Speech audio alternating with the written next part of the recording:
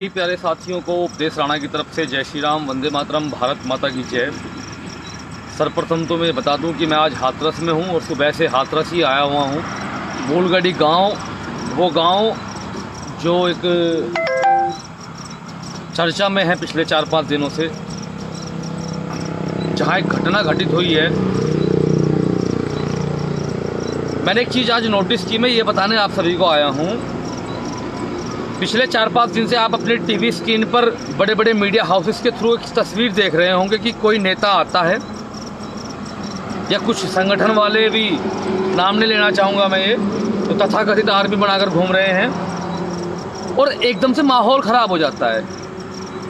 या तो पुलिस को लाठीचार्ज करना पड़ता है या पुलिस को ये बताना पड़ता है कि हाँ धारा 144 लागू है, जो कि उनको पता है। अपने सैकड़ों समर्थकों के साथ, सैकड़ों गाड़ियों के साथ पहुंचते हैं। मैं सिर्फ ये बताने आप सभी के समक्ष आया हूं। मैं सुबह से आज वहीं था और ऐसा नहीं है कि हमारे यहाँ पर लोग नहीं हैं। मथुरा, वृंदावन, हाथरस, अलीगढ़, अगर पोस्ट पहले डाल देते तो शायद कुल मिला के किसी के समर्थक ना पहुँच पाए हों इतने, जितने हमारे चाहने वाले आप जैसे भाई बहन वहाँ पहुँचते। लेकिन करना क्या है और आवश्यकता किस चीज़ की है? मुझे पता था धारा 144 लागू है। मेरे बिजनौर के जिलाध्यक्ष मेरे साथ थे, 2-3 भाई और थे।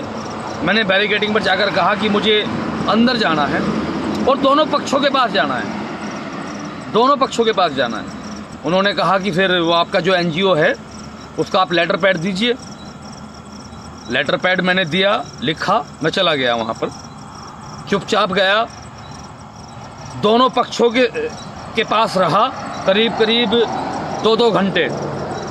कहीं कोई किसी चीज़ का बवाल नहीं, कहीं कोई चीज़ ऐसी नहीं कि कोई ब्रेक की हो। और मैं ये भी बता दूं, मैं ऐसा नहीं है कि मैं किसी को वहाँ फूल मालाएँ पहनाने गया था। जिस चीज़ पर विरोध है उस चीज़ का विरोध जताने भी गया था, लेकिन तरीके के साथ गया था, हुज्जुम के साथ नहीं गया। सैकड़ों गाड़ियाँ, समर्थक जिंदाबाद मुर्दाबाद, जिंदाबाद मुर्दाबाद, ये करने की ज़रूरत नहीं है। हमें उस बच्ची को, जो बच्ची नहीं रही, उसको तो इंसाफ मिले जो उसका दोषी है।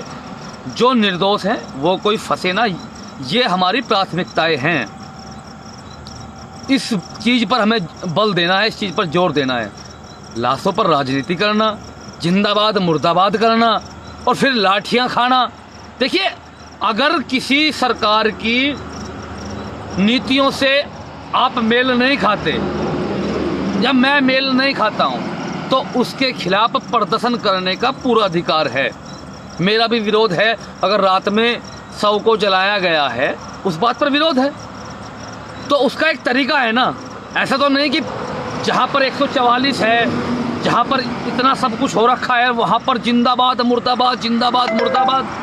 प्रदर्शन करने के लिए बहुत जगह हैं, शांतिपूर्ण प्रदर्शन करने के लिए। मैं इसलिए आप सभी को बता रहा हूँ कि जो हाइप बनाया हुआ था कि लाठी चार्ज होता है, ये होता है, जाने नहीं देते, एंट्री बंद है, ये बंद है, तो ऐसा देखिए तरीका होता है। हमें, हमारा मेन मकसद क्या है कि जो उस बच्ची हमारे बीच नहीं रही, उसका एक्चुअल, उसके साथ गलत किसी ने किया, उसका दोषी कौन है।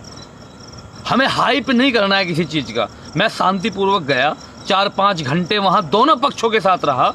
और मैं आपको ये भी बता दूं कि जब इस केस का पर्दाफाश होगा, चाहे CBI के द्वारा हो, न्यायिक जांच के द्वारा हो, या जो भी चीज़ सामने आएंगी, उस समय सब कुछ सामने आने के बाद आप सभी ये कहेंगे कि ऐसा तो सोचा भी नहीं था, कि ऐसा तो सोचा भी नहीं था, ये चीज़ें सामने आएंगी। हम उस दिन से ये कह रहे हैं कि जिन चीज़ों पर हमारा विरोध है, उस पर विरोध हमेशा है, हमेशा रहेगा। जो भी दोषी है इसके पीछे वो बचना नहीं चाहिए और निर्दोष कोई फंसना नहीं चाहिए। कुछ मीडिया ने इतना प्रोपोगंडा दिखाया है, इतना प्रोपोगंडा दिखाया है, मैं यहाँ आपको बता नहीं सकता हूँ। और वहाँ की एक्चुअल तस्वीर क्या है, वहाँ की एक्चुअल ग्राउंड वहाँ क्या है, वो तो वही इंसान बता सकता है जो वहाँ पहुँचा है, जो इन पर देखकर अपनी राय, अपनी टीवी स्क्रीन पर देखकर कोई अपनी राय नहीं बना रहा। तो मैं यही कहना चाहूँगा, देखिए, राजनीति करने के लिए, मुद्दे उठाने के लिए, ऐसा नहीं है कि हमने कहीं उठाए नहीं, हमारी गिरफ्तारियाँ नहीं हुई, ऐसा नहीं है। मैं बताऊँ, जो हमारे पर टैग लगाते हैं, टैग, उनको मैं बताऊं, इसी उत्तर प्रदेश सरकार में जो वर्तमान में है, 28 दिन आगरा में 28 दिन आगरा में हम जेल में रहे थे। कितने दिन? 28 दिन। क्यों रहे थे हम? ताजमहल प्रकरण में, ताजमहल प्रकरण विरोध किया था ना किसी चीज़ का, इसलिए रहे थे, इसी सरकार में रहे थे। विदिशा मध्य प्रदेश, जो जिस पार्टी की यहाँ सरकार है वही सरकार थी। उदयपुर राजस्थान, बिहार, झारखंड, अगर हम किसी के नुमाइंदे होते तो जेल क्यों जाते? फिर तो वाहवाही करते, ऐसा नहीं करते। मैं उस दिन से ये कह रहा हूँ, दोषी बचना नहीं चाहिए, निर्दोष फंसना नहीं चाहिए। और हमारे कुछ उसूल हैं, प्रिंसिपल्स हैं जिन पर हम काम करते हैं। ऐसा नहीं कि हमें किसी सरकार ने जेल भेज दिया तो हम कन्हैया कुमार की तरह आकर जो है नारे लगा दें, उसके खिलाफ मोर्चा खोल दें। सही चीज़ों का समर्थन है और जो सही चीज़ें नहीं हैं उनका विरोध है। आज हम हाथरस में रहे, हमारा डेलीगेशन 5 लोगों का गया, दोनों पक्षों के पास गए, जानने की कोशिश की, लोगों से पूछने की कोशिश की, वहाँ के हालात देखे पूरे। और मैं विश्वास करता हूँ जब ये केस पूरा खुलेगा, जो दोषी है वो नहीं बचेगा। लेकिन जो चीज़ उसमें एक्स्ट्रा दिखाई गई है, ऐसा वहाँ पर कुछ नहीं है। तो आप सभी एकता बनाए रखें। कुछ लोग अवसरवादी लोग हैं जो तोड़ना चाहते हैं हमारी एकता को, उसको ना टूटने दें और सही वक्त का इंतजार करें, धैर्य रखें, सब कुछ आपके सामने आएगा।